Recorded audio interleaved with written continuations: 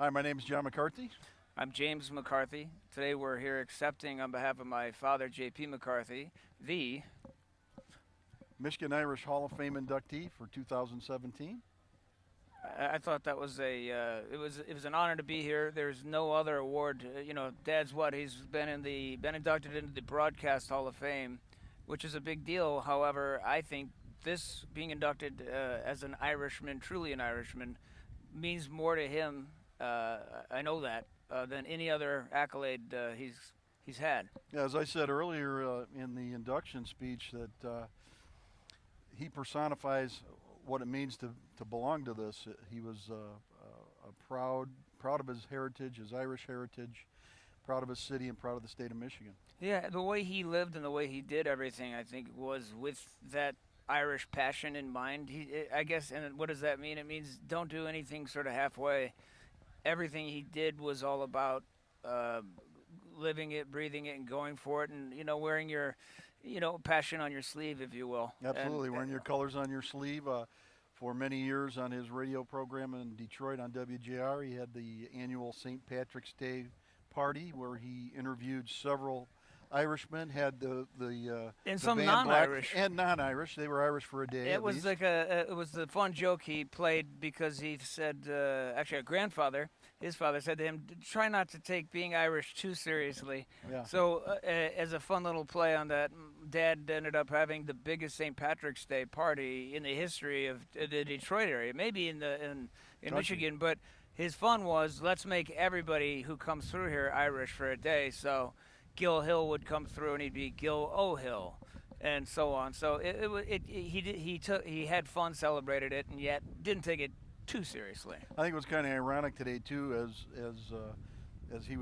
we were doing the induction, that Blackthorn was playing on another stage just a little ways from us, which is amazing because that was his favorite Irish band, and yeah, they played several years at the show. So it was let's go to Blackthorn, and so John accepted on behalf of the family first, and I followed up, and John did so well, being so eloquent, saying so many great things. I had nothing left other than I could hear Blackthorn, and I said, if my dad were here, he would probably say, well, why haven't you nominated Gary from Blackthorn yet? And so I did that, and now I'm actually nominating Gary to be part of the Hall of Fame. And the reason why is because Gary falls in that same category of passionate Irish men and women, but Gary's a man. But everything he does and believes in starts with that heart of an Irishman. yeah, and they're from Ireland, aren't they? Two Yes. of them are, Yes, yeah. So yeah, absolutely.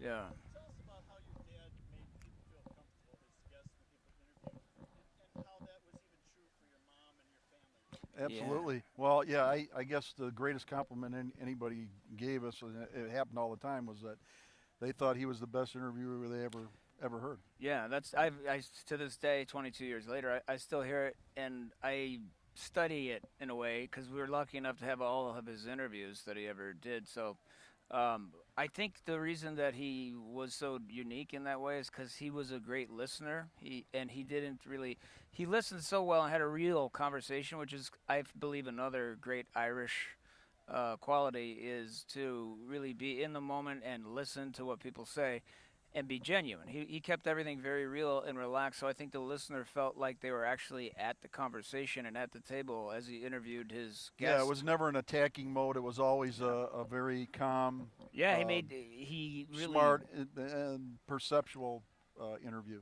Yeah, 100%. He made people feel almost, in some ways. He interviewed President Clinton once, and the interview started off, and he was very like we are right here, just relaxed talking, and then he hit him with a subtle, like pretty tricky, not tricky, but it's maybe not the easiest question about the economy to answer. And I don't think President Clinton wanted to answer it, but he did because he felt so comfortable. Yeah. And I think that's the effect. I think you felt like this guy interviewing me is so genuine and so honest. I feel like I could tell him everything.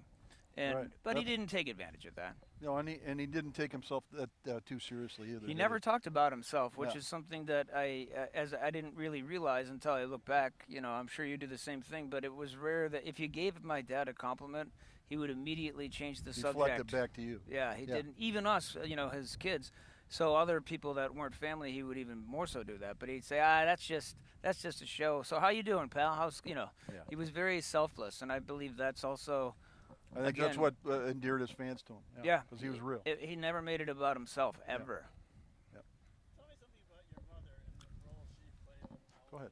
So I think in some ways there's too many cliches that I could say about a great woman behind great man and all that, which is true in this case. But I think that she was a great sounding board for new things, because I think like every entertainer, artist, and in the business, you kind of mature and change through time, and like musicians do, you grow. And I think she was his initial sounding board for each sort of stage Yeah, I agree he went 100%. through. Yeah, And absolutely. so I think he trusted her judgment, and she would. I remember listening to him deliver a speech once that he was going to give in front of like 10,000 people, and she was listening and giving him little bits, like, maybe do this a little bit and that, and just be yourself kind of thing. But I think she was a good support system and gave him a great deal of, that little partner. There were partners in it, and I think ultimately she was there always for every single. He did a lot of things, and she was always there to support, and probably made him a little better. Maybe raised his game a bit. Certainly and, gave him some ideas. Yeah. Yeah, absolutely. Hey, I think it's important to remember too that although he was a personality in the public eye, that he was still our dad. And 100%. Yeah, that's important. You're right. I know people would ask me, "What's it like to have a dad that?" And I said, he tells me to do my homework, clean my room, and if I happen to do okay in something, nice job. But there was we didn't talk about it. It was just, so Teddy's dad went to work and made Ford cars, designed cars for Ford, or my dad went to work and talked behind a microphone and entertained people. Came home and was a dad. direct, absolutely. Yeah, he anytime I would tell him, "Hey, Dad, these kids at school or whatever are asking me about this." He'd say, "Every dad has a job, right? I just have one that it happens to be, more people may hear me or see me." But Yeah. he in the didn't think it public was eye. He did not think it was a big deal.